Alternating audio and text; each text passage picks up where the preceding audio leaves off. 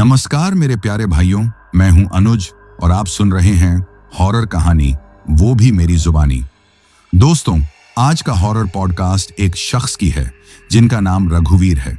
तो चलिए अब यह कहानी रघुवीर जी के नजरिए से सुनते हैं। लेकिन उससे पहले आप लोगों से एक रिक्वेस्ट है, आप लोग हाई पॉइंट भेजकर अपना सपोर्ट जरूर दिखाएं। और अगर आप लोग चाहते हैं कि आपका नाम वीडियो में लिया जाए तो कमेंट में अपना नाम और अपने शहर का नाम जरूर लिखें। तो अब ज्यादा समय नहीं लेते हैं, चलिए कहानी की शुरुआत करते हैं। नमस्कार दोस्तों, मेरा नाम रघुवीर है और मैं आज जो डरावनी कहानी आप लोगों के साथ शेयर करने जा रहा हूं वो मेरे जिंदगी की सबसे खौफनाक कहानी है। मैंने कभी सपने में भी नहीं सोचा था कि एक दिन मेरे साथ इतनी भयानक और डरावनी घटना होगी। जब वह घटना मेरे साथ हुई थी उस समय मैं बहुत ज्यादा ही डर गया था, जिसके कारण मैं महीनों तक अपने घर से बाहर नहीं निकलता था। अब मैं आप लोगों का ज्यादा समय नहीं लेता हूं, सीधा कहानी पर आता हूं। जिस समय मेरे साथ वो घटना हुई थी उस समय मैं पूरे 2 साल बाद मैं अपने देश वापस आया था। 2 साल बाद मैं अपने माँ बाप से मिला। जब मैंने माँ को गले लगाया तो मेरे सारे दुख दर्द जैसे एक बार फिर से जाग उठे थे। गुजरे हुए पल आंखों के सामने घूमने लगे थे। मैं फूट फूट कर रोने लगा था। माँ मेरी सपना मुझे छोड़कर चली गई। माँ, मैं कैसे अब उसके बिना रहूंगा? मेरे प्यार में कहाँ कमी रह गई थी जो वो मुझे किसी और के लिए छोड़ गई? माँ ने मुझे प्यार दिया, फिर मुझे खुद में छिपा लिया, जैसे मुझे सारी तकलीफों से दूर करना चाहती हूँ। पापा ने भी मुझे बहुत हौसला दिया था, बेटा तुम्हें सब्र करना होगा। जिसने तुम्हारी कद्र नहीं की, जो तुम्हारी मोहब्बत को लात मारकर चली गई, तुम भी उसके बारे में सोचना और परेशान होना छोड़ दो। अब बीते हुए कल से निकलो और अपने आज के बारे में सोचो। तुम्हारा आने वाला कल तुम्हारे सामने एक सवालिया निशान बनकर खड़ा है। बेटा, अगर बीते हुए कल में जीते रहोगे, बार बार गुजरे हुए पलों को याद करते रहोगे, तो तुम तकलीफ में खुद भी फंसोगे और हमें भी परेशान करोगे। पापा जी की बात सुनकर मैं खामोश हो गया था। मैं उनके साथ घर आ गया था। एक ऐसा वक्त था जब मेरी बहुत ख्वाहिश थी कि मैं माँ बाप के साथ शहर में रहूं, मगर वो गांव वाली हवेली छोड़ने पर तैयार नहीं थे और अब उन्होंने इस शहर में घर ले लिया था, मगर मेरा दिल खुश नहीं था। माँ, मैं गांव जाना चाहता हूं अपनी हवेली में। रात के खाने की मेज पर जब मैंने ये बात की तो माँ और पापा दोनों ही मेरी बात सुनकर परेशान हो गए थे। क्यों बेटा, गांव क्यों जाना चाहते हो तुम? वहां जाना ठीक नहीं है, माँ जल्दी से बोली थी। पापा जी भी माँ की हाँ में हाँ मिलाने लगे। हाँ बेटा, अब वो हवेली किसी तरह से भी महफूज नहीं है। हम तुम्हें वहां पर जाने की इजाजत नहीं दे सकते। उनकी बातें सुनकर मैं हैरान रह गया था। पापा जी, सारी जिंदगी हमने उसी हवेली में ही गुजारी है। बचपन से लेकर आज तक कभी वहां पर कोई अजीब बात महसूस नहीं की। आप तो यही कहते थे कि हवेली सुरक्षित है, गांव में हमें किसी किस्म का खतरा नहीं है। और अब ऐसा क्या हो गया है जो आप मेरा हवेली में जाने का सुनकर ही इतना परेशान हो गए? बेटा, तब की बात और थी, तब ये सब घटनाएं हमारे साथ पेश नहीं आई थी। जब तक सब ठीक था तब तक हम वहीं रहे, मगर अब वहां पर कुछ भी ठीक नहीं है। वहां जाना खुद को मौत के मुंह में डालने के बराबर है। मगर ऐसा क्या हुआ है, मुझे कुछ बताइए तो। माँ कहने लगी, बेटा हाँ, मैंने तुमसे हर एक बात को छुपाया, यह सोचकर कि तुम परदेश में बैठे हो, तुम परेशान होगे। बेटा, असल बात यह है कि जब से सपना उस हवेली से गई है, उस दिन के बाद से वो हवेली बहुत ज्यादा रहस्यमय हो गई है। अजीबोगरीब घटनाएं हमारे साथ हुई हैं। कैसे घटनाएं? मैंने हैरानी से पूछा था। बेटा, अचानक से किसी के रोने की आवाजें आती थी, कभी किसी के हंसने की। जब हम सो रहे होते तो अचानक हवेली के छत पर भागने की आवाज आती। नौकरों के साथ भी बहुत रहस्यमय घटनाएं हुई। एक एक करके नौकर हवेली से जाने लगे। हाँ, हमने हवेली में पूजा पाठ भी की, कितने ही तांत्रिक और साधु भी महल में बुलाए, मगर कोई हमें यह नहीं बता सका कि आखिर इस सब का कारण क्या है। एक साधु बाबा ने हमें कहा कि यह हवेली बहुत रहस्यमय हो गई है, इसमें जो भी शक्तियां हैं वो बहुत खतरनाक हैं, हमें जल्द से जल्द इस हवेली को छोड़ना होगा। बस यही वजह है हम वो हवेली छोड़कर यहाँ पर आ गए। ये सब हमने तुम्हें इसलिए नहीं बताया कि तुम परेशान होगे। पहले ही सपना की बेवफाई ने तुम्हें इतना दुखी किया है, अब अगर यह सब बताते तो तुम और भी ज्यादा परेशान हो जाते। माँ और पापा की बातें मुझे किसी फिल्म की तरह ही लग रही थी। माँ, ऐसा नहीं हो सकता, मैं इस बात पर यकीन कर ही नहीं सकता कि हमारी हवेली में कोई भूत प्रेत है। माँ, सारा बचपन और जवानी मैंने इसी हवेली में गुजारी, कभी सपने में भी मैंने किसी भूत को नहीं देखा। अब मैं ये बात कैसे मान लूं? पापा जी कहने लगे, बेटा माना कि हमारी हवेली पहले हर तरह से सुरक्षित थी, मगर अब वो रहने के लायक नहीं है। अगर तुम्हें हमारी बातों पर यकीन नहीं है तो घर के नौकरों से पूछ लो। हमारी हवेली के आसपास जितने भी लोग रहते हैं वो सभी लोग डर की वजह से अपने घर छोड़कर चले गए हैं। उन्हें हवेली में रात को रहस्यमय परछाइयां नजर आती हैं। जिन्होंने लोगों का जीना हराम किया हुआ है, उनके दिल में डर और खौफ पैदा कर दिया है। सच्चाई यह है कि हम जाकर भी इसको बेच भी नहीं पा रहे, क्योंकि इसके बारे में तरह तरह की बातें मशहूर हैं। उनकी बातों को मैंने सुना जरूर था, मगर उन पर यकीन नहीं किया था।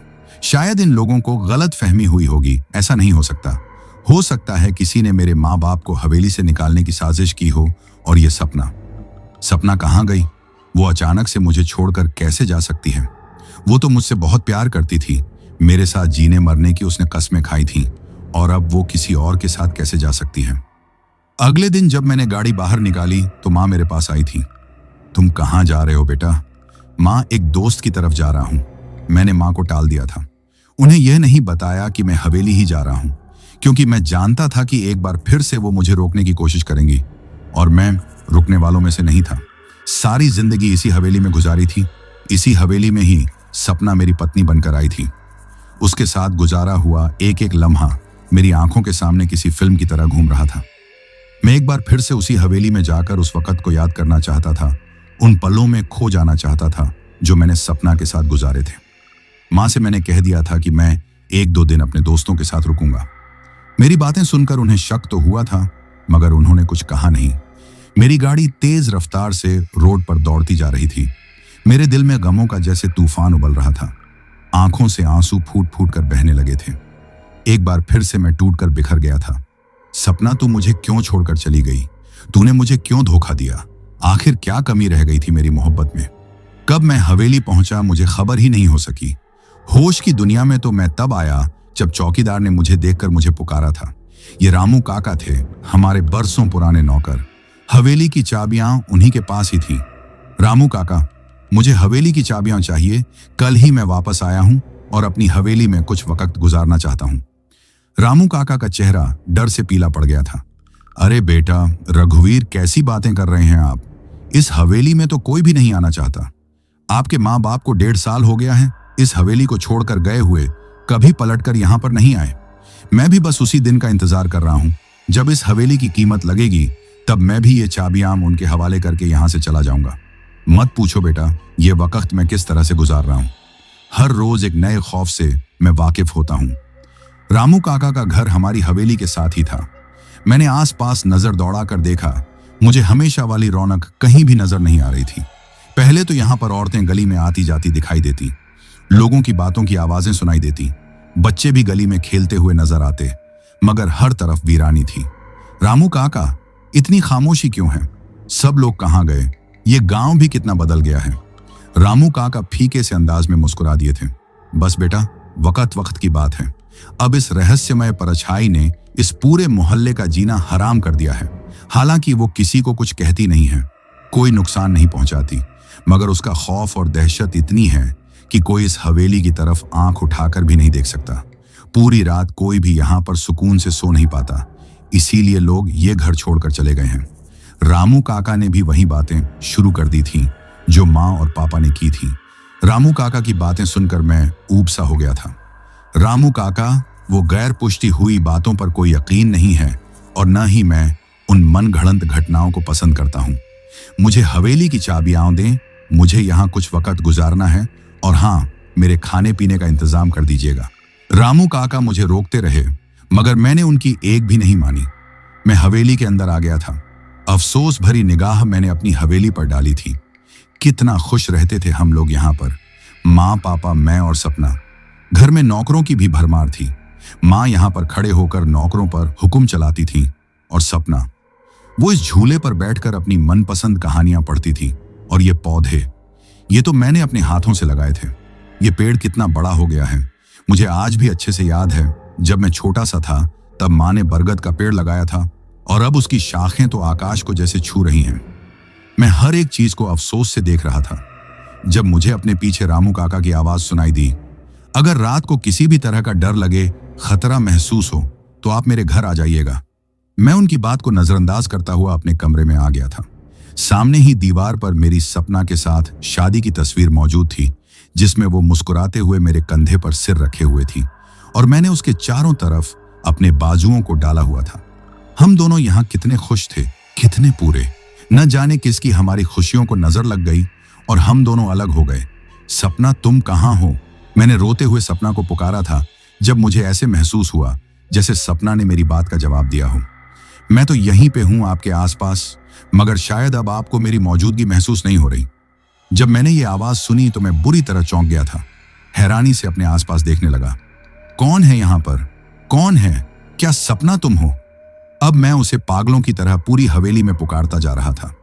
एक एक कमरा मैंने झांक कर देख लिया, मगर वो कहीं भी नहीं थी। दोबारा से मैं अपने कमरे में आ गया था। शायद यह मेरा वहम है। जितना मैं उससे प्यार करता हूं, जितना मैं उसके बारे में सोचता हूं, शायद यही वजह है कि उसका ख्याल मूर्तिमान होकर मेरे सामने आ गया। एक पल गुजरा था जब मुझे चूड़ियों की छन छन की आवाज सुनाई दी। मैं बेसाख्ता पीछे पलट कर देखा। मुझे किसी की झलक नजर आई थी, जैसे कोई खिड़की के पीछे खड़ा हो। मैं पागलों की तरह भागते हुए खिड़की के पास आया। जब पर्दा हटाकर देखा तो वहां पर कोई भी नहीं था। दूर दूर तक किसी का साया तक नजर नहीं आ रहा था। मैं सिर पकड़ कर रह गया। ये मेरे साथ हो क्या रहा है? लगता है कि मैं पागल हो जाऊंगा। शाम को रामू काका मेरे लिए खाना लेकर आ गए थे। मेरा खाना खाने को दिल नहीं चाह रहा था। चंद निवाले ही लिए थे कि रामू काका कहने लगे, साहब जी, अगर आप बुरा ना माने तो मैं एक बात कहूं। रामू काका, मुझे आपके साथ कहीं भी नहीं जाना और अब आप यहां से चलें। मुझे कुछ वक्त अपने आप के साथ इस घर में गुजारना है। तन्हाई चाहिए, सपना की यादों के साथ मैं जीना चाहता हूं। उनके निकलने के बाद मैंने दरवाजा बंद कर दिया था और एक बार फिर से अपने कमरे में आ गया था। वह शादी की तस्वीर अब मैं था और मेरे साथ सपना का ख्याल। मैं एक तस्वीर को गौर से देखने लगा था जिसमें मैं सपना के करीब घुटनों के बल बैठा हुआ था और वो मेरी आंखों में झांक कर देख रही थी। अचानक से उस तस्वीर पर खून के कतरे गिरने लगे। ये नजारा देखकर मैं घबरा गया। जब मैंने खून को छूकर देखा तो उसमें अजीब सी बदबू थी। ये खून कहां से आया? मैंने छत की तरफ देखा। कहीं ऐसा तो नहीं कि यहां पर कोई परिंदा था जो जख्मी था, मगर पूरे कमरे में मेरे अलावा कोई भी नहीं था। तो फिर ये खून कहां से आया? मैं सोच में पड़ गया। इस एल्बम को मैंने साइड टेबल पर रख दिया था। अब मुझे वो दिन याद आने लगा जब मेरी सपना से पहली बार मुलाकात हुई थी। वो उसी गांव में रहती थी, हमारे नौकर की बेटी थी, जबकि मेरे पापा जी एक बहुत बड़े जमींदार थे। वो मेरी शादी भी किसी बहुत बड़े जमींदार घराने में करना चाहते थे। जब मैंने सपना को पहली बार देखा तो उसे देखते ही उस पर आशिक हो गया था। उसके साथ शादी करने की ख्वाहिश करने लगा था। उसके बारे में पता किया तो मुझे मालूम हो गया कि वो तुम्हारे नौकर की बेटी है। मुझे दिल ही दिल में डर था कि माँ बाप कभी नहीं मानेंगे, मगर मैं खुद भी इतनी जल्दी हार मानने वालों में से नहीं था। माँ को सपना के बारे में बताया तो उन्होंने सुनते ही साफ इनकार कर दिया। वो हमारे नौकर की बेटी है, वो कभी भी जमींदार घराने की बहू नहीं बन सकती। तुमने आज तो उसका नाम ले लिया, खबरदार अगर दोबारा कभी उसके साथ शादी करने की बात भी की। पापा जी भी ये सुनकर हैरान रह गए थे। अरे बेटा, तुम्हें लड़कियों की क्या कमी? जिस लड़की पर हाथ रखोगे उसी से तुम्हारी शादी कर देंगे। एक से बढ़कर एक लड़की तुम्हें मिल जाएगी। छोड़ो इस सपना को, उसमें क्या है? मगर वो उन्हें क्या बताता कि मैं उससे मोहब्बत करने लगा हूं, उसके बिना नहीं रह सकता। और फिर मेरी जिद से तंग आकर मेरे माँ बाप ने सपना के साथ मेरी शादी कर दी थी। मैं उसके साथ बहुत खुश था। ऐसे लगता था जैसे मेरी जिंदगी पूरी हो गई हो। मैं साथ साथ अपनी पढ़ाई भी पूरी कर रहा था। अपनी पढ़ाई के सिलसिले में ही मुझे कुछ वक्त के लिए विदेश जाना पड़ा था। तब सपना बहुत ज्यादा परेशान हुई थी कि मेरे बिना अकेले कैसे रहेगी, मगर मैंने उसे समझाकर शांत कर दिया था और फिर खुद विदेश आ गया था। मैं जब सपना से बात करता तो वो मुझे बहुत परेशान नजर आती, रोती रहती। जितनी देर भी उससे बात करता उसे दिलासा ही देता रहता। न जाने किस बात की उसे परेशानी थी जो खत्म होने का नाम नहीं लेती थी। माँ को उसका ख्याल रखने का कहा तो वो गुस्सा हो जाती। यूं मैंने माँ से कुछ कहना छोड़ दिया था। मुझे वहां पर आए हुए 2 महीने हुए थे जब एक दिन माँ ने बताया कि सपना घर छोड़कर किसी के साथ भाग गई है। ये खबर मुझ पर कयामत बनकर टूटी थी। माँ, सपना कहाँ गई? किसके साथ भागी? वो ऐसा कैसे कर सकती है? तब माँ के हाथ से पापा जी ने फोन ले लिया था। उन्होंने भी वही बात बताई जो माँ ने कही थी और मुझे यकीन ही नहीं आ रहा था कि मेरी पत्नी मुझे छोड़कर जा सकती है। माँ कहने लगी, वो छोटी जात की थी, उसने दौलत और रुपए पैसे के लिए तुम्हारे साथ शादी की। अपना और मेरा सारा जेवर लेकर वो घर से भागी है। सपना के घर वालों को भी नहीं पता था कि वो कहां पर है। माँ कहती कि ऐसी लड़कियों के बहुत से आशिक होते हैं, उसी के साथ भी चली गई होगी। उसने अपनी नई जिंदगी शुरू कर ली होगी और तुम हो कि जो अब तक उसको अपने दिल में बसाकर बैठे हो। उस दिन के बाद से मेरा दिल जैसे मर गया था। मेरा वापस आने को दिल ही नहीं चाहता था। माँ और पापा दोनों ही गांव छोड़कर फिर शहर में आकर बस गए थे। उनके घर छोड़ने की क्या वजह थी, ये मुझे वापस इंडिया आकर ही पता चला था। मैं अपने बीते हुए कल में खोया हुआ था, जब एक बच्चे के रोने की आवाज सुनकर मैं चौंक गया और आज मैं वापस पलट कर आ गया। किसी छोटे बच्चे के लगातार रोने की आवाजें सुनाई दे रही थीं। जब मैंने बच्चे के रोने की आवाज सुनी तो मैं दंग रह गया था। कितनी देर तक तो मैं हैरानी से अपनी जगह पर बुत बना बैठा रह गया कि ये बच्चे की आवाज कहां से आ रही है। कुछ देर तो मैंने इस आवाज को नजरअंदाज करने की कोशिश की, उसे अपना वहम समझा, मगर ये मेरा वहम नहीं, ये सच था। मुझे सच में किसी बच्चे के रोने की आवाज सुनाई दे रही थी। अब तो मैं बुरी तरह परेशान हो गया था कि ये आवाज कहां से आ रही है। कौन है जो मेरे घर में इस वक्त मौजूद है, जिसके पास इतना छोटा बच्चा भी है, और ये बच्चा इतने बेदर्दी से रो क्यों रहा है। बच्चे का रोना तड़पना मुझसे देखा नहीं जा रहा था।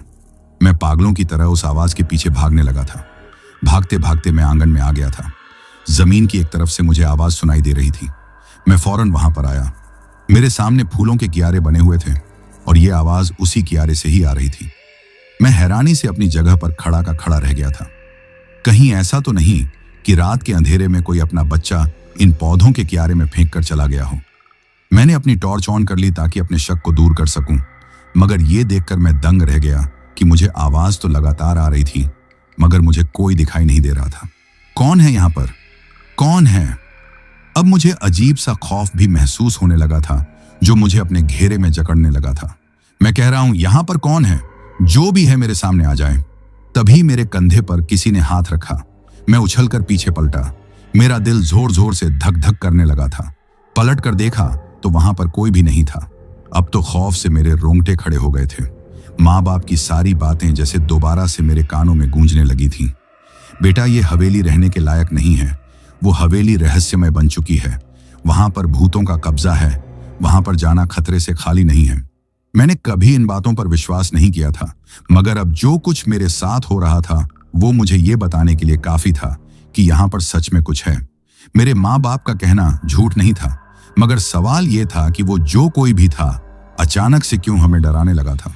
कुछ साल पहले तक तो उसने अपनी मौजूदगी जाहिर नहीं की थी, और अब ऐसा क्या हो गया था जो अचानक से हमारे सामने आ गया था और हमें डराने भी लगा था। हे राम, मेरी मदद कर, मुझे इज्जत रख। मैं अब इस हवेली के अंदर नहीं जा सकता था। मुझे डर था कि वो मुझे नुकसान न पहुंचा दे। दरवाजे के पास आया तो सामने ही रामू काका खड़े थे। आप कैसे हो बेटा, ठीक तो हो? उन्हें देखकर मुझे कुछ उम्मीद हुई थी। रामू काका, आप यहाँ? आप अपने घर नहीं गए? नहीं बेटा, कैसे चला जाता आपको इस हवेली में अकेला छोड़कर। आपको मैंने कहा भी था कि यहाँ पर असर है, अब यहाँ पर मत रुको, मगर आपने मेरी बात नहीं मानी। मुझे लगता है आपके साथ कुछ गलत हुआ है। मेरे माथे पर पसीना चमकने लगा था। मैंने अपने हाथ से पसीना पोंछा। रामू काका, मुझे आपके घर जाना है, मैं रात यहाँ नहीं गुजार सकता। मैं रामू काका के साथ उनके घर आ गया था। उन्होंने मेरे लिए साफ सुथरा बिस्तर लगा दिया। बिस्तर पर लेटा तो कानों में जैसे सपना की आवाजें घूमने लगी थी। आप कहाँ चले गए मुझे छोड़कर? मुझे अकेले डर लग रहा है। मेरे पास आओ। इतने समय के बाद अब वापस आए हैं, मगर फिर भी मुझे छोड़कर चले गए हैं। ये आवाज मुझे साफ तौर पर सुनाई दी थी। मैं अपनी जगह पर उठकर बैठ गया। तभी मैंने देखा कि मेरे सामने एक साया था, किसी औरत का साया जिसने सफेद रंग की साड़ी पहनी हुई थी। उसके बाल खुले हुए थे। अंधेरे में खड़े होने की वजह से उसका चेहरा साफ नहीं था। मेरे मुंह से कांपती आवाज निकली थी, कौन हो तुम? क्या तुम सपना हो या कोई और हो? देखो, जो कोई भी हो, मुझे इस तरह मत तंग करो। मैं पहले ही बहुत परेशान हूं। मैं बेबसी की हद पर था। जो कुछ मेरे साथ हो रहा था वो मामूली नहीं था। गुस्से में आया साया चलते चलते मेरे करीब आकर रुक गया था। उसका चेहरा अभी भी अंधेरे में ही था, मगर उसके जिस्म से जो खुशबू उठ रही थी वो मुझे पागल करने लगी थी। ये वही खुशबू थी जो सपना इस्तेमाल करती थी। मैं बेचैनी से अपनी जगह से उठकर खड़ा हो गया था। सपना, तुम, ये तुम हो। मैंने सपना को छूना चाहा, मगर जैसे मेरे हाथ हवा में ही गायब होकर रह गए थे। सपना, ये तुम सच में ही मेरे सामने खड़ी हो ना? तुम हकीकत में यहां पर आ गई हो ना? या ये मेरा वहम है?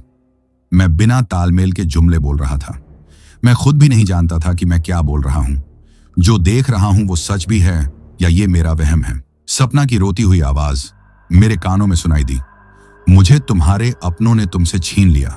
हम दोनों की मोहब्बत को खत्म कर दिया। हम दोनों को एक दूसरे से दूर कर दिया। मैं जिंदा भी अब तुम्हारे पास नहीं आ सकती, मगर मैं तुम्हें अपने साथ जरूर लेकर जाऊंगी। क्या तुम मेरे साथ जाना चाहते हो? हाँ, मैं तुम्हारे साथ जाना चाहता हूं। मुझे बताओ, मुझे क्या करना होगा? बताओ सपना, मुझे क्या करना होगा? तुम अचानक से कहां चले गए और मेरे प्यार को ठुकरा दिया? एक बार भी मेरे बारे में नहीं सोचा। मैं जोर जोर से बोलने लगा था। अचानक से सपना मेरी नजरों के सामने से गायब हो गई थी। रामू काका मेरी आवाज सुनकर आ गए थे। अरे बेटा, क्या हो गया आपको? आप अभी तक सपना बेटी को याद करके परेशान हो रहे हो? बेटा, अब उन्हें भूल जाओ। वो आपकी जिंदगी से चली गई हैं। मेरी सपना मुझे धोखा दे सकती है, मेरे साथ बेवफाई कर सकती है। रामू काका ने मुझे गले से लगा लिया था। मैं तुम्हारा दुख समझता हूं बेटा, सब समझता हूं। ऊपर वाला तुम्हें सुकून दे। पूरी रात मेरी इसी तरह गुजर गई थी। मैं सो नहीं सका था। सुबह के करीब जाकर मेरी आंख लगी थी और फिर दिन चढ़े तक मैं सोता रहा। जब उठा तो काफी दिन निकल आया था। बाहर आया तो मेरे माँ बाप रामू काका के घर में थे। उन्हें देखकर मैं हैरान रह गया। माँ ने मुझे गले से लगा लिया। मुझे रात को अंदाजा हो गया था कि तुम हवेली में आए हो। हम रात को यहां पर आ गए थे। तुम सो रहे थे, इसलिए हमने तुम्हें तंग नहीं किया। अब चलो बेटा, वापस चलो। अब इस हवेली में आना ठीक नहीं है। अब ये हवेली हम लोगों को रास नहीं आ सकती। ये भूतों के रहने की जगह बन चुकी है। जब माँ बाप के साथ वापस आ रहा था तो मैंने उनसे नजर बचाकर इस हवेली की तरफ डाली थी। तभी मैंने हवेली की छत पर एक सफेद रंग की साड़ी पहने हुए औरत को देखा था, जिसकी आंखों में दूर से भी उदासी साफ नजर आ रही थी। ये देखकर मैं दंग रह गया कि वो कोई और नहीं बल्कि सपना थी। माँ, वो सपना है। हवेली की छत पे खड़ी मुझे अपनी तरफ बुला रही है। माँ, मैंने ड्राइवर से गाड़ी रोकने का कहा, मगर उसने गाड़ी की स्पीड और भी तेज कर दी थी। माँ लगातार मुझे बहला रही थी। बेटा, वो सपना नहीं है, वो तुम्हारा वहम है। सपना हो ही नहीं सकती। वो तुम्हें छोड़कर जा चुकी है, उसे भूल जाओ। मैं गहरी सांस लेकर अपना सिर गाड़ी की सीट से टिका चुका था। पता नहीं सपना कहां चली गई। उसने मेरे साथ ऐसा क्यों किया? अब मेरे साथ अजीब ही सिलसिला शुरू हो गया था। अजीब खौफनाक घटनाएं मेरे साथ घटने लगी थी। मुझे हर वक्त अपने आसपास किसी की मौजूदगी का एहसास होने लगा था। कोई ऐसा था जो मुझे नुकसान पहुंचाने की कोशिश करता था। एक बार मेरी गाड़ी की ब्रेक फेल हो गई थी। किसी ने मुझे जान से मारने की कोशिश की। मेरी गाड़ी खाई में गिरने लगी थी, मगर एक पेड़ के साथ टकराकर रुक गई। मेरे सिर में जबरदस्त चोटें आई थीं। मैं बमुश्किल खुद को गाड़ी से निकालकर रोड पर आया था। उस वक्त गाड़ी नीचे खाई में गिर गई थी। मैंने ऊपर से झांक कर देखा, खाई बहुत गहरी थी। अगर मैं नीचे गिर जाता तो मेरी मौत पक्की थी। एक के बाद एक हादसे मेरे साथ ऐसे होने लगे थे जिन्होंने मुझे मौत के मुंह तक पहुंचाने की पूरी कोशिश की थी। शुरू में तो मैं इन बातों को नजरअंदाज करता रहा, मगर जब यह गाड़ी वाला वाकया हुआ तो तब मैंने अपनी माँ को बताया। माँ एक साधु बाबा के पास गई और फिर मेरे लिए एक ताबीज लेकर आ गई। कहने लगी, बेटा, इस ताबीज को अपने बाजू पर बांध लो, तुम्हारे साथ कोई भी खौफनाक घटना नहीं घटेगी। मगर माँ, मेरे साथ ऐसा क्यों हो रहा है? वो कौन है जो मुझे मारना चाहता है? कौन है मुझे नुकसान पहुंचाना चाहता है? आखिर इस सब का कारण क्या है? माँ के पास भी मेरी बातों का कोई जवाब नहीं था। कहने लगी, बेटा सब्र करो, तुम ऊपर वाले से दुआ करो, सब ठीक हो जाएगा। माँ के पास मेरी हर बात का एक ही जवाब था। उस दिन मैं सो रहा था जब अचानक से मेरी आंख खुल गई थी। मेरा दम घुट रहा था। जब मैं अपने बिस्तर पर उठकर बैठा तो मैंने अपने कमरे पर निगाह दौड़ाई। मैं बुरी तरह चिल्लाने लगा। मेरे कमरे में हर तरफ आग लगी हुई थी। पूरा कमरा आग के शोलों की लपेट में था। मैं कमरे से निकलकर बाहर जाना चाहता था, मगर इस आग ने धीरे धीरे मेरे बिस्तर को भी अपनी लपेट में ले लिया था। कमरे में आग कैसे लगी थी मैं नहीं जानता था। मैंने चिल्लाने की बहुत कोशिश की, मगर मेरी आवाज मेरे गले में ही अटक कर रह गई। धीरे धीरे ये आग मेरे करीब आ रही थी। मेरी आंखें खौफ से बाहर की तरफ निकल रही थीं। हे राम, मेरे साथ ये क्या हो रहा है? मैंने अपने बाजू की तरफ देखा जहां पर माँ ने ताबीज बांधा था। आज मैं वो ताबीज दराज में रखकर दोबारा पहनना भूल गया था और इस वक्त वो दराज भी आग की लपेट में था। दरवाजा मैंने अंदर से बंद किया हुआ था। अगर कोई मुझे बचाने की कोशिश करता तो भी मुझे बचा ना पाता। मैं क्या करूं? कैसे खुद को बचाऊं? मौत मुझे अपनी आंखों के सामने नजर आ रही थी। तभी मैंने एक खिड़की के पास सपना का साया देखा, जो आंखों में आंसू लिए मुझे देख रही थी। अब हमेशा के लिए एक हो जाएंगे, तुम हमेशा के लिए मेरे पास आ जाओगे। इसके अलावा मेरे पास कोई रास्ता नहीं था तुम्हें अपने पास लाने का। मुझे माफ कर दो मेरे पति, मगर मुझसे दोबारा मिलने के लिए तुम्हें मरना ही पड़ेगा। हम जिंदा रहकर अब कभी भी नहीं मिल सकते। सपना की बात सुनकर मेरे पांवों के नीचे से जमीन निकल गई थी। ये हो क्या रहा था? तभी दरवाजा जोर जोर से खटखटाने की आवाज सुनाई दी। बाहर माँ और पापा थे जो जोर जोर से चिल्ला रहे थे, माँ दरवाजा अंदर से बंद है, मैं दरवाजा नहीं खोल सकता। माँ आपको दरवाजा तोड़ना होगा। पता नहीं उन लोगों तक मेरी आवाज गई थी या नहीं, मगर उन्होंने दरवाजा तोड़ने की कोशिश शुरू कर दी। मैंने सपना की तरफ देखा। उसकी आंखों में गुस्सा था। वो बहुत ही नफरत से दरवाजे की तरफ देख रही थी और फिर अचानक से अपनी जगह से गायब हो गई। उसी वक्त एक नौकर खिड़की तोड़कर कमरे में आया था। उसके हाथ में पानी का पाइप था। उसने पानी से आग बुझा दी थी। मैं भागते हुए कमरे से बाहर निकला और माँ के गले से लग गया। माँ, आज मेरे साथ अनहोनी होने वाली थी। आज मैं मौत के मुंह में जाकर वापस बचा हूं। आपकी दुआओं ने मुझे बचा लिया। माँ, मैं नहीं जानता कमरे में आग कैसे लगी थी। माँ भी बहुत रो रही थी। पापा जी भी बहुत परेशान थे। जो कुछ हो रहा था उसमें हम लोगों का परेशान होना तो बनता ही था। माँ, आप लोगों को कैसे पता चला कि मैं मुश्किल में हूं? कहने लगी। मेरा दिल घबरा रहा था। नींद नहीं आ रही थी। मैं आंगन में टहल रही थी। तभी मैंने तुम्हारे कमरे की तरफ देखा। मुझे आग के शोले नजर आए तो मैंने शोर मचा दिया और फिर इस तरह हम लोग तुम्हारे कमरे में आए। वाकई की रात मैं अपनी माँ की गोद में सिर रखकर ही लेटा रहा था। बार बार मेरी आंखों से आंसू निकल रहे थे। सपना का चेहरा आंखों के सामने आ रहा था और उसकी बातें भी दिमाग में घूम रही थी। अब मुझे अंदाजा हो गया था कि जो कुछ मैं सोच रहा हूं वो सब इतना मामूली नहीं है। कोई ऐसा राज है जो मुझसे छुपा हुआ है और इस राज तक पहुंचने के लिए मुझे किसी की मदद लेनी होगी। मैंने ये बात अच्छी तरह जान ली थी कि मेरी हवेली सिर्फ रहस्यमय ही नहीं थी, बल्कि किसी खतरनाक सच्चाई को अपने अंदर दफन किए हुए थी। मेरे माँ बाप का खौफ, रामू काका का डर और मेरे साथ होने वाले लगातार हादसे, ये सब एक ही तरफ इशारा कर रहे थे। कोई मुझे मारना चाहता था और अब तो वो आग का वाकया भी हो चुका था। माँ के पास तो हमेशा एक ही जवाब होता था, बेटा सब भूल जाओ और भगवान पर भरोसा रखो। लेकिन ये सब भुलाने वाली बातें नहीं थीं। ये मौत थी जो मेरे सर पर मंडरा रही थी। मैंने फैसला किया कि अब मैं शहर से बाहर जाकर किसी पुराने दोस्त से मिलूंगा जो एक जांच पड़ताल करने वाला पत्रकार था और उसे सारी कहानी बताऊंगा ताकि वो सच्चाई का पता चला सके। अगले दिन शाम के वक्त मैंने अपनी गाड़ी निकाली। माँ बाप को बताया कि मैं शहर से बाहर एक जरूरी काम के लिए जा रहा हूँ। वो बहुत परेशान हुए। माँ ने रोते हुए मेरे लिए दुआ की और एक बार फिर वो ताबीज मेरे बाजू पर बांध दिया। मैंने उन्हें दिलासा दिया और गाड़ी में बैठकर निकल गया। मेरे दिमाग में सपना का ख्याल बार बार आ रहा था। क्या वाकई वो बदला लेने आई है? अगर वो यहाँ है तो वो मुझे मारना क्यों चाहती है? मैंने उससे बेवफाई नहीं की, बल्कि मैं तो आज भी उससे जबरदस्त मोहब्बत करता हूँ। इन सवालों ने मेरे दिमाग को घेर रखा था। मैं शहर की हद से निकलकर एक वीरान हाईवे पर आ चुका था। ये सड़क दोनों तरफ से घने पेड़ों से घिरी हुई थी और रात का वक्त होने की वजह से अंधेरा अपने पूरे जोर पर था। मेरा दिल धक धक कर रहा था।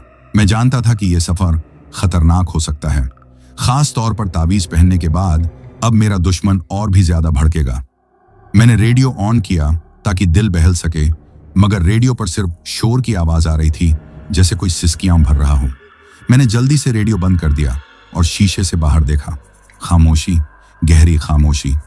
अचानक मुझे अपने पिछली सीट पर कुछ हरकत महसूस हुई। एक पल को मुझे ऐसा लगा जैसे कोई सफेद रंग का साया एक कोने से दूसरे कोने तक फिसल गया हो। मेरे हाथ में कंपी तारी हो गया और मेरी गाड़ी की रफ्तार कम हो गई। कौन है? मैंने डरते हुए पूछा, मगर वहां कोई जवाब नहीं था। मैंने पीछे देखने की हिम्मत नहीं की, सिर्फ साइड मिरर में देखा। वहां सिर्फ खाली सीट नजर आ रही थी। शायद ये मेरा वहम है, मैंने खुद को तसल्ली दी। तभी मुझे ठंडक का जबरदस्त एहसास हुआ। गाड़ी के अंदर का तापमान अचानक गिर गया। मेरे सांसों से धुआं निकलने लगा। यह बिल्कुल सर्दी के मौसम जैसा था। गाड़ी की तमाम खिड़कियां बंद थीं। फिर यह कैसी सर्दी? और फिर वो हुआ जिसने मेरे होश उड़ा दिए। मेरे बाएं कान के बिल्कुल करीब एक नर्म धीमी फुसफुसाहट सुनाई दी, तुम मेरे हो। मैंने जोर से ब्रेक लगाई और गाड़ी चक्कर खाकर सड़क के किनारे रुक गई। मेरा पसीना छूट चुका था। मैंने तेजी से पीछे मुड़कर देखा। वहां सपना खड़ी थी, वही सफेद साड़ी, वही बिखरे बाल, मगर उसका चेहरा। वो मुस्कुरा रही थी, एक खूनख्वार और जालिमाना मुस्कुराहट। उसकी आंखों में खून उतरा हुआ था और उसने अपना एक हाथ मेरे गले की तरफ बढ़ाया। आज तुम बचकर नहीं जाओगे। तुमने मेरी मोहब्बत पर शक किया, तुमने अपने कातिलों पर यकीन किया, अब तुम्हारी जिंदगी खत्म। उसकी आवाज में चीख और तकलीफ का मिश्रण था। मैंने घबराहट में दरवाजा खोलने की कोशिश की, मगर दरवाजा लॉक हो चुका था। मैं जोर जोर से हाँफने लगा। मैंने हॉर्न बजाया, लेकिन वहां कोई नहीं था। सड़क वीरान थी। तुम मुझे मार क्यों रही हो? मैंने तुम्हें क्या किया है? मैं चीखा, मेरी आवाज कांप रही थी। तुम्हारा जीना ही मेरी मौत है। तुमने मुझे बचाया नहीं, तुम दूर चले गए। मैंने तुम्हारी इंतजार में यहां तड़प तड़प कर जान दे दी। सपना का हाथ मेरे गले के करीब आ गया। मुझे यूं लगा जैसे किसी ने मेरे गले पर बर्फ रख दी हो। मैंने मां का दिया हुआ ताबीज पकड़ लिया और जोर जोर से दुआ पढ़ने लगा। जैसे ही मैंने दुआ पढ़ी, सपना के चेहरे पर जबरदस्त तकलीफ के आसार नजर आए। उसने हौलनाक चीख मारी, जिससे मेरे कानों के पर्दे फटने लगे। तुम इस ताबीज से नहीं बच सकते। ये मुझे तुमसे दूर नहीं कर सकता। वो एक खौफनाक धुएं के बादल में बदल गई और वो धुआं गाड़ी के एसी वेंट में से बाहर निकलने लगा। जैसे ही वो गायब हुई, गाड़ी के दरवाजे का लॉक खुल गया। मैंने तेजी से दरवाजा खोला और बाहर निकलकर मुंह के बल सड़क पर गिर पड़ा। मैं कांप रहा था, खौफ और दहशत का आलम था। तभी मुझे गाड़ी के इंजन से आवाज आई। मैंने देखा कि गाड़ी का बोनट अपने आप उठ रहा है। गाड़ी की हेडलाइट्स अजीबोगरीब अंदाज में टिमटिमा रही थी, जैसे कोई बात करना चाहता हो। अचानक एक खून आलूदा हाथ बोनट के अंदर से निकला और गाड़ी की बैटरी के साथ लगे एक तार को जोर से खींच लिया। गाड़ी की तमाम लाइट्स बुझ गईं, पूरी तरह अंधेरा। मैं जान गया कि उसने मेरी गाड़ी को तबाह कर दिया था। मैं अब पैदल ही आगे बढ़ सकता था। मेरे हाथ में ताबीज था, जो मुझे एक कमजोर सी उम्मीद दे रहा था। मैंने तेजी से सड़क पर भागना शुरू कर दिया। मेरे पीछे घने जंगल में छिपे खौफ और अंधेरे के सिवा कुछ नहीं था। मैं एक बार फिर मौत के मुंह से निकला था। कई घंटों की पैदल मेहनत के बाद मैं वापस शहर में अपने घर पहुंचा। मैं शारीरिक और मानसिक तौर पर पूरी तरह से थक चुका था। मैंने माँ बाप को सड़क पर पेश आने वाले वाकयात के बारे में कुछ नहीं बताया। मैं जानता था कि वो एक बार फिर मुझे तसल्ली देंगे और सच्चाई से मुंह मोड़ लेंगे। उस रात मैंने फैसला किया कि अब मैं ये ताबीज कभी नहीं उतारूंगा, चाहे कुछ भी हो जाए। मैंने दरवाजा अंदर से बंद किया और बिस्तर पर लेट गया। थकावट की वजह से तुरंत मेरी आंख लग गई। मैंने एक ख्वाब देखा, एक गहरा खौफनाक ख्वाब। मैं अपने पुराने गांव की हवेली में था। हर तरफ अंधेरा था और हवा में सड़न की बू थी। मैंने देखा कि मैं उसी कमरे में हूं जहां सपना की शादी की तस्वीर लगी थी। वो तस्वीर मेरे सामने झूल रही थी और उस पर से खून के कतरे टपक रहे थे। आओ मुझे बचाओ, मुझे तस्वीर के अंदर से सपना की धीमी आवाज सुनाई दी। मैं तस्वीर के करीब गया और देखा कि सपना का चेहरा तस्वीर के शीशे से बाहर झांकने की कोशिश कर रहा है। उसके चेहरे पर आंसू थे और उसके होंठों पर सफेद झाग था। मैं फंस गई हूं यहाँ, अंधेरा है, वो मुझे बाहर नहीं आने दे रहे। कौन तुम्हें बाहर नहीं आने दे रहा? मैंने खौफ से पूछा। तुम्हारे माँ बाप, उन्होंने मुझे यहाँ कैद कर दिया है, तुम्हारे प्यार में। वो नहीं चाहते कि तुम सच्चाई जानो। वो नहीं चाहते कि तुम मेरी सच्ची मोहब्बत को समझो। उन्होंने मुझे यहीं इसी कमरे में मारा था। सपना की आवाज एकदम खौफनाक चीख में बदल गई। तुम्हारा बच्चा उसने देखा था। ख्वाब टूट गया। मैं हाँफता हुआ उठ बैठा। मैं अपने कमरे में ही था। मेरे शरीर पर पसीना था और मेरा दिल तेज धड़क रहा था। मैंने तुरंत ताबीज को छुआ, वो अभी भी मेरे बाजू पर था। मैंने कमरे में चारों तरफ देखा, सब कुछ खामोश और ठीक ठाक था। मैंने पानी पिया और खुद को शांत करने की कोशिश की। सिर्फ एक बुरा ख्वाब था। मैंने दोबारा आंखें बंद करके लेटने की कोशिश की, मगर मुझे नींद नहीं आ रही थी। मुझे अपने बिस्तर के नीचे से किसी के रेंगने की आवाज सुनाई दी। खर खर खर खर। यह आवाज ऐसी थी जैसे कोई नाखूनों से जमीन को खुरच रहा हो। मैंने तुरंत बिस्तर पर उठकर बैठ गया। मेरा बिस्तर दीवार के साथ लगा हुआ था। आवाज बिस्तर के नीचे से आ रही थी। कौन है? मैंने फुसफुसाहट में पूछा। आवाज बंद हो गई। मैंने टॉर्च ऑन की और आहिस्ता आहिस्ता बिस्तर के किनारे तक आया। मैंने डरते हुए बिस्तर के नीचे टॉर्च की रोशनी डाली। वहां कोई नहीं था, सिर्फ गहरा अंधेरा। मैंने आह भरी और पीछे हटने लगा। तभी मेरे पांव को किसी ने जोर से पकड़ लिया, बर्फ जैसा ठंडा हाथ। मैं खौफनाक चीख मारकर पीछे हटा। मेरा शरीर दीवार से जा टकराया। मैंने दोबारा टॉर्च की रोशनी नीचे डाली और जो कुछ देखा उसने मेरे होश और हवास खत्म कर दिए। बिस्तर के नीचे से एक काला साया निकल रहा था। यह कोई आम साया नहीं था।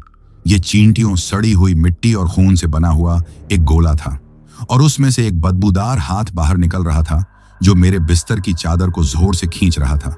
और फिर उस साये ने अपने छिपे हुए चेहरे को मेरे सामने किया। उसकी आंखें खाली थीं और उसके दांत नुकीले थे। उसने बच्चे के रोने जैसी आवाज में मुझसे कहा, तुम्हें सोना होगा हमेशा के लिए। ये आवाज मेरे दिमाग में घुस गई जिससे मेरा सर फटने लगा। मैंने अपना सर पकड़ा और चीखें मारने लगा। मेरे बिस्तर के नीचे से वो काला साया मेरे टखने पर लिपट गया और मुझे नीचे की तरफ खींचने लगा, जैसे बिस्तर के नीचे कोई दलदल हो। मुझे ऐसा लगा जैसे मेरा बिस्तर अब कोई ठोस चीज नहीं बल्कि एक दलदल है जो मुझे निगल रहा है। माँ, बाप, कोई मेरी मदद करो, मैं मर जा रहा हूं। मैं चीखा मगर मेरी आवाज दब रही थी। मैंने पूरी ताकत से हाथ पांव मारे और अपने बाजू पर लगे तावीज को जोर से छुआ। जैसे ही मैंने ऐसा किया, साये में से एक हौलनाक गरज सुनाई दी और उसने मेरे पांव छोड़ दिए। मैं कांपता हुआ जमीन पर गिर पड़ा। मेरा पूरा शरीर पसीने में डूबा हुआ था। मैंने देखा कि वो काला साया तेजी से वापस बिस्तर के नीचे रेंग गया और फिर खामोशी छा गई। बाहर से मेरे माँ बाप की आवाजें सुनाई दी जो दरवाजा खटखटा रहे थे। वो डर रहे थे, परेशान थे, लेकिन मैं उस वक्त दरवाजा खोलने के लायक नहीं था। मेरे पास अब एक ही रास्ता बचा था, सच्चाई को खोज निकालना, चाहे उसकी कीमत मौत ही क्यों ना हो। इससे पहले मैं किसी साधु के पास नहीं गया था, न ही किसी तांत्रिक पर मुझे विश्वास था, मगर अब मुझे ऐसे इंसान की तलाश थी जो मुझे मेरे सारे सवालों के जवाब दे, जो मुझे बताए कि मेरी पत्नी के साथ ऐसा क्या हुआ है और वो क्यों मेरी जान लेने लगी थी। और फिर एक दोस्त की मदद से मैं एक साधु तक पहुंचने में कामयाब हो गया था। उसे मैंने अपनी सारी आपबीती बताई। मेरी बात सुनकर वो कहने लगे, हमें एक रात तुम्हारी उसी हवेली में रहना होगा, तुम मेरे साथ चलोगे? उनकी बात सुनकर मैं घबरा गया था। साधु बाबा, वो हवेली तो रहस्यमय है, वहां पर रहना ठीक नहीं है।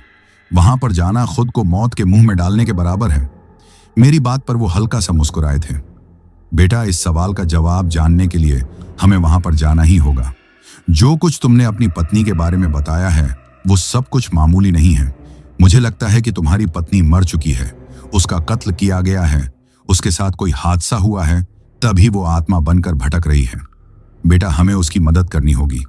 जब तक हम उसकी मदद नहीं करेंगे, उसकी आत्मा को मोक्ष नहीं दिलाएंगे, तब तक वो यूं ही भटकती रहेगी और वो तुम्हें भी नुकसान पहुंचाने की कोशिश करेगी।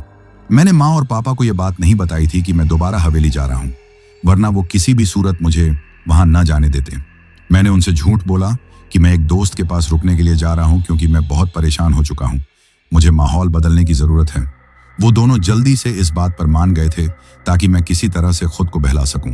शाम का वक्त था जब हम दोनों हवेली पहुंचे थे। रामू काका मुझे देखकर घबरा गए। अरे बेटा, आप फिर यहां पर आ गए, आपको मना भी किया था मैंने रामू काका को सारी बात बताई।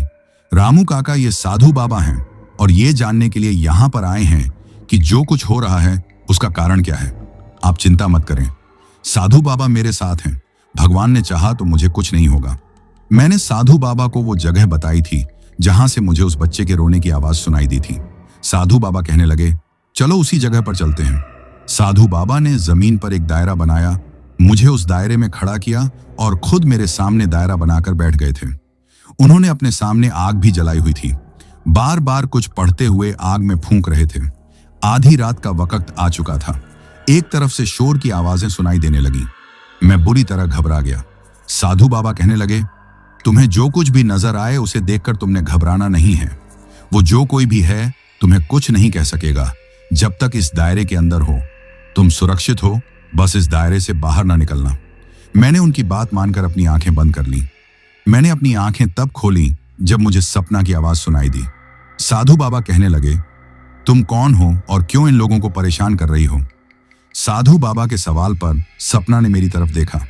उसकी आंखों में इंतजार, आंसू और दुहक था। उसे देखकर मैं दंग रह गया। मुझे यकीन नहीं आ रहा था कि सपना मर चुकी है और इस वक्त एक आत्मा के रूप में मेरे सामने है। जो कुछ उसने बताया उसे सुनकर मेरे पांवों के नीचे से जमीन निकल गई थी। उसने बताया कि जब मैं विदेश गया था तो मेरे जाने के बाद मेरी माँ का रवैया उसके साथ बहुत खराब हो गया था। वो उससे बात बात पर जलील करती, उसे तंग करती थी, उसे ताने देती थी, जलील करती थी, मगर ये सब वो मेरी मोहब्बत में बर्दाश्त कर रही थी। जब उसे पता चला कि वो माँ बनने वाली है तो उसने सबसे पहले ये खबर मेरी माँ को बताई थी, ताकि ये खबर सुनकर उनका दिल उसके लिए नरम पड़ जाए। मगर माँ ये सुनकर परेशान हो गई कि कहीं ऐसा ना हो कि मैं हमेशा के लिए सपना के काबू में आ जाऊं। वो नहीं चाह रही थी कि वो 1-2 टक्के की लड़की होकर इस खानदान पर राज करे और इस नस्ल को आगे बढ़ाए। तभी माँ ने उसको मार दिया था। उस रात पापा जी भी शहर में गए हुए थे। उन्हें काम था 2 दिन के लिए, उन्होंने हवेली वापस नहीं आना था। मेरी माँ ने हवेली के सभी नौकरों को शाम को जल्दी छुट्टी दे दी थी। हवेली में सिर्फ वो दोनों अकेली थी। तब माँ ने मेरी पत्नी को दूध में झड़ देकर पिला दिया था। मेरी पत्नी तड़प तड़प कर मर गई और उसके साथ मेरा वो बच्चा भी, जो अभी दुनिया में आया नहीं था। उसके बाद माँ ने बाहर एक गड्ढा खोदा और फिर मेरी पत्नी को उस गड्ढे में फेंक दिया। उस दिन के बाद से मेरी पत्नी ने हवेली वालों का जीना हराम कर दिया। मेरी माँ ने न सिर्फ उसकी जान ली थी बल्कि उसके बारे में गलत बातें भी फैला दी थीं कि वो किसी के साथ भाग गई है। जब मुझे इस वजह का पता चला तो मुझे बहुत दुख हुआ। मेरी आंखों से लगातार आंसू बहे जा रहे थे। मुझे बहुत दुख हो रहा था कि मेरी माँ ऐसा भी कर सकती है, मेरी मोहब्बत को मुझसे छीन सकती है, सिर्फ अपनी बेकार नफरत में। साधु बाबा कहने लगे, तुम्हारे साथ जो हुआ है वो गलत है, ज्यादती है। तुम्हारे साथ बहुत बड़ा जुल्म हुआ है, मगर जो तुम कर रही हो वो भी सही नहीं है। गलती उसकी माँ ने की, उन्होंने तुम्हारी जान ली और अब तुम खुद भी उस इंसान की जान लेना चाहती हो। सपना चिल्ला पड़ी थी, मैं इस इंसान से मोहब्बत करती थी, इसके साथ शादी इसलिए की थी क्योंकि सारी जिंदगी इसके साथ गुजारना चाहती थी, मगर इसकी माँ ने हम दोनों को दूर कर दिया। मगर मैं मरने के बाद भी अपनी मोहब्बत को खत्म नहीं कर सकी। मैं आज अपने पति को उतना ही चाहती हूँ जितना जिंदगी में चाहती थी और उसे हमेशा अपने साथ लेकर जाऊंगी। वो मेरी तरफ गुस्से वाले तेवर लेकर बढ़ी थी ताकि वो मेरी जान ले सके, मगर मेरे दायरे के पास आकर वो रुक गई। मुझे साधु बाबा की आवाज सुनाई दी, मुझे पता चल चुका है कि तुम्हारी माँ ने इस लड़की को कहां पर दफन किया था। मैं उसका ढांचा जमीन से निकालकर श्मशान घाट में लेकर जाऊंगा और वहां पर जाकर उसका अंतिम संस्कार कर दूंगा, उसकी आत्मा को मोक्ष दूंगा। मगर तब तक तुम इस दायरे में ही रहोगे, तुम यहां से बाहर नहीं निकलोगे, वरना ये आत्मा तुम्हें जान से मार देगी। मैं उस दायरे में बैठकर आंसू बहाता रहा था। सपना मेरे सामने आकर बैठ गई। वो मुझे बार बार दायरे से बाहर आने को बोलती, मगर मैं कानों में उंगलियां डाले लगातार रोते हुए उसकी बातों को नजरअंदाज कर रहा था। फिर सपना ही की एक जोरदार चीख सुनाई दी थी और वो हमेशा के लिए गायब हो गई। पता नहीं कितनी देर गुजर गई थी जब साधु बाबा वहां पर आए। उन्होंने मेरे कंधे पर हाथ रखा। अब खतरा टल चुका है लड़के, अब तुम दायरे से बाहर आ जाओ। तुम्हारी पत्नी हमेशा के लिए दुनिया से जा चुकी है, अब तुम लोगों को किसी से कोई खतरा नहीं है। मैं खुश था कि अब इस घर से रहस्यमय असर खत्म हो गए थे, मगर दुखी इस बात का था कि अपनी पत्नी को हमेशा के लिए खो दिया था। माँ ने कितना गलत किया, न सिर्फ उसकी जान ली बल्कि उसे पूरी दुनिया में बुरा भी कर दिया। माँ, मैं आपको कभी माफ नहीं करूंगा। जब मैं घर आया तो माँ के चिल्लाने की आवाजें दूर दूर तक सुनाई दे रही थी। मैं भागते हुए घर आया, पापा से इसका कारण पूछा तो कहने लगे, पता नहीं तुम्हारी माँ को क्या हो गया है, अचानक से चिल्लाने लगी है। मैंने जब साधु बाबा से इस बारे में पूछा तो कहने लगे कि उस आत्मा ने जाते जाते अपना बदला ले लिया है। तुम्हारी माँ पागल हो गई है।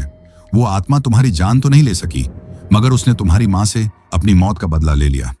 मेरी माँ पागल हो चुकी थी। वो हम लोगों को मारने के लिए भागती, नुकसान पहुंचाने की कोशिश करती। तंग आकर हमने माँ को पागल खाने में दाखिल करवा दिया था, मगर कुछ दिनों के बाद ही खबर मिली कि माँ की मौत हो गई है। उस दिन मैं बहुत रोया था। माँ की एक जिद और नफरत ने हमारे पूरे परिवार को तबाह और बर्बाद कर दिया था। अगर माँ बड़े दिल का प्रदर्शन करती तो आज ये सब ना होता। अब मेरी माँ को हमसे बिछड़े 4 साल बीत चुके हैं।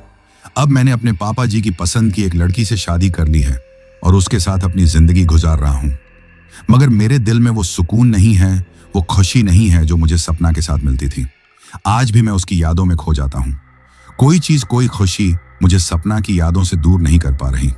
अब मैं 2 बच्चों का पिता भी बन चुका हूं, मगर आज भी जो मोहब्बत मेरे दिल में सपना के लिए है, उसकी जगह कोई और नहीं ले सका। तो दोस्तों, यह कहानी यही खत्म हुई। अब जिन भाइयों ने अपना नाम वीडियो में कमेंट किया था उनका नाम लेते हैं।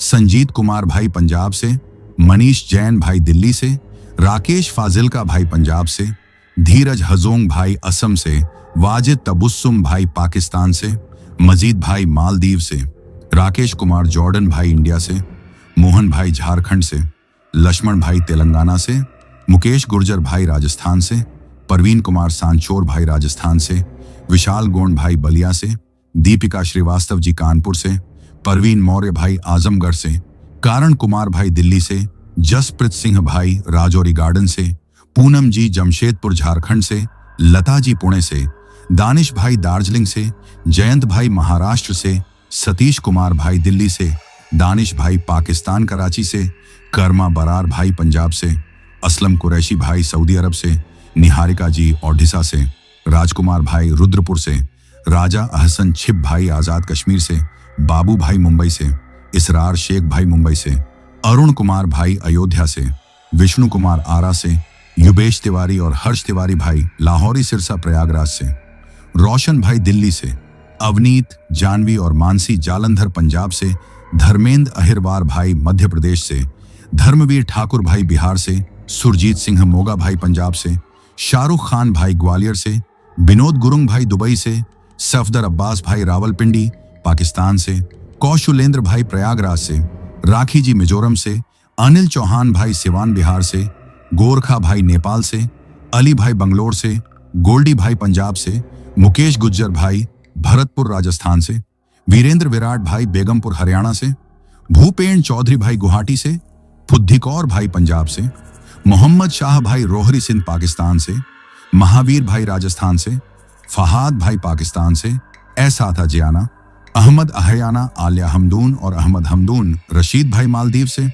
अमृत गुरुंग भाई नेपाल से, स्नेहा जी महाराष्ट्र से, मुकेश भाई राउरकेला से, शानो जी पाटियाला से, कमल जी भाटी तारानगर से, आकाश भाई उत्तर प्रदेश से, सफीक भाई सऊदी अरब से, राजीव भाई दरभंगा बिहार से, राजकुमार भाई गोरखपुर से, गणेश पाठक भाई सूरत से, अंबुज मिश्रा भाई नोएडा उत्तर प्रदेश से, आशु भाई दिल्ली से, सरिता जी उत्तराखंड से, विशाल भाई हरदोई से, रॉकी भाई सोनीपत से, जमशेद खान भाई कराची से, अफसर अली भाई मुरादाबाद से, पुसली भाई थाईलैंड से, आशुतोष त्रिपाठी भाई गोंडा से, यूएस हर्ष तिवारी भाई लोहारी सिरसा प्रयागराज से, कबल सिंह भाई पंजाब से, किशोर भाई ग्रेटर नोएडा से, अभिषेक तिर्की भाई छत्तीसगढ़ से, जुल्फिकार भाई दिल्ली से, पन्ना राम कोलायत भाई बीकानेर राजस्थान से, अन्वेश कुमार पांडे भाई मुंबई महाराष्ट्र से, दीपक भोयर भाई अर्जुनली गांव से, सूरज भाई मुंबई से, फिजा जी इस्लामाबाद पाकिस्तान से,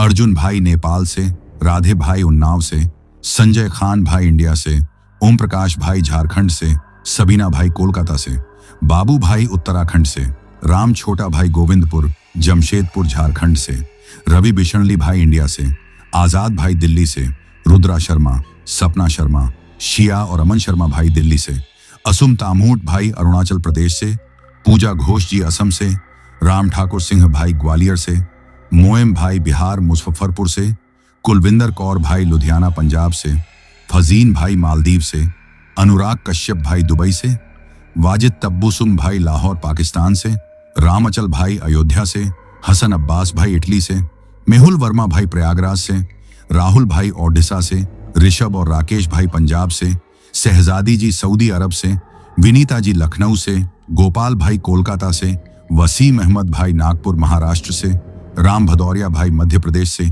जीवन तमंग भाई काठमांडू नेपाल से, कादिर शिकालगार से, पूरन चंद बालोत्रा भाई राजस्थान से, उर्वशी जी वेस्ट बंगाल दार्जिलिंग से, देवांश भाई ग्वालियर मध्य प्रदेश से, बलबिंदर सिंह भाई राजस्थान से, ओमकार सिंह भाई झारखंड से, बापुनु भाई ओडिशा से, अंबुज मिश्रा भाई नोएडा से, संदीप सिंह भाई पंजाब से, योगपाल पांडे भाई बस्ती से, और जिन भाइयों ने अपना नाम कमेंट किया है लेकिन उनका नाम वीडियो में नहीं लिया गया है, तो भाइयों आप लोग टेंशन ना लें, आप लोगों का नाम अगली वीडियो में जरूर लिया जाएगा। और अगर आप लोग भी चाहते हैं कि आपका नाम वीडियो में लिया जाए तो अपना नाम और अपने शहर का नाम वीडियो में कमेंट करें। अगर आपको यह कहानी पसंद आई हो तो वीडियो को लाइक और चैनल को सब्सक्राइब करें ताकि और भी डरावनी कहानियां आप तक पहुंच सकें। कहानी को अंत तक सुनने के लिए दिल से धन्यवाद दोस्तों। आज के लिए बस इतना ही, मिलते हैं जल्द ही कुछ नई कहानियों के साथ। तब तक के लिए अपना ध्यान रखिए।